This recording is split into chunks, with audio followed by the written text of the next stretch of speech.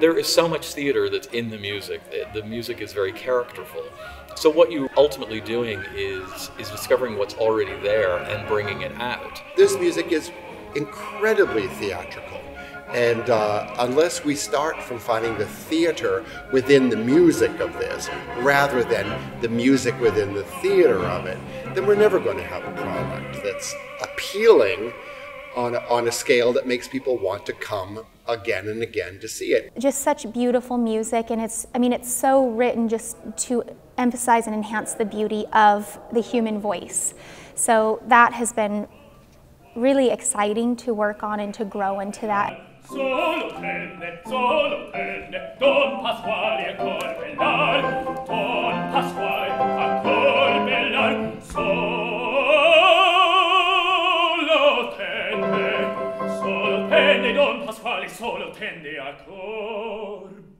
In the rehearsal studio, everybody is working really, really hard, and it's a lot of trial and error, a lot of frustration, and sometimes, and frustration is not always a bad thing. It's you try something and it doesn't work, and then you're like, oh, okay, well, what am I going to do again? I'll try something new. And you kind of have that creative freedom and motivation to really go after what you want, even if it's not the right thing. Because there are a zillion ways of doing anything. It's not just my way or the highway.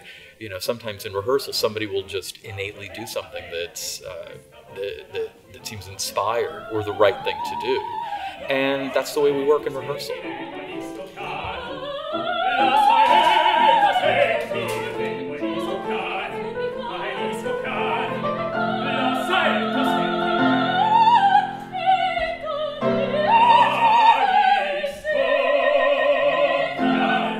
Look, we've got a very young cast performing parts that require a lot of experience, and in some cases, more age. But what we want them to do is to avoid all the cliches that they may have seen older singers do, or seen things on YouTube or recordings, and to come up with their own ideas and to figure out why certain things need to be done.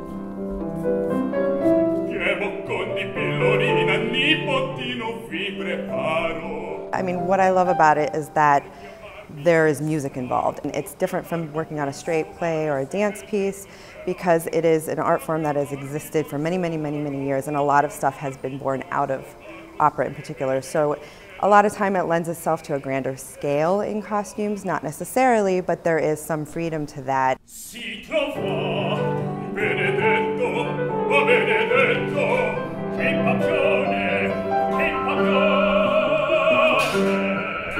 Moving into the theater, onto the set, in costume, it just adds many new dimensions to the character and to the show. New colors, new textures, new weights and constrictions on your body with costumes. And all of these things help put you more into that character's world. Oh, whoa, I never saw that guy like that before. They're putting the makeup on or the costume, and I don't know, it kind of, that's the fun part. You can surprise yourself. It makes the character that much more real.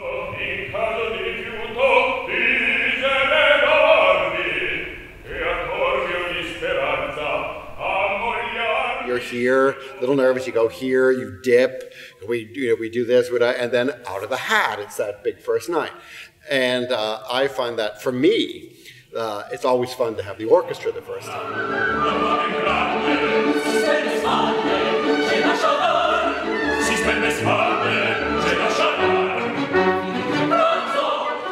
Opening night is the most electric feeling.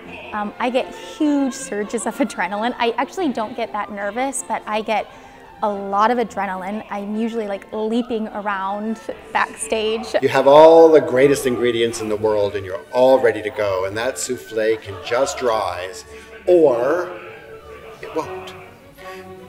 And that's the exciting part about it.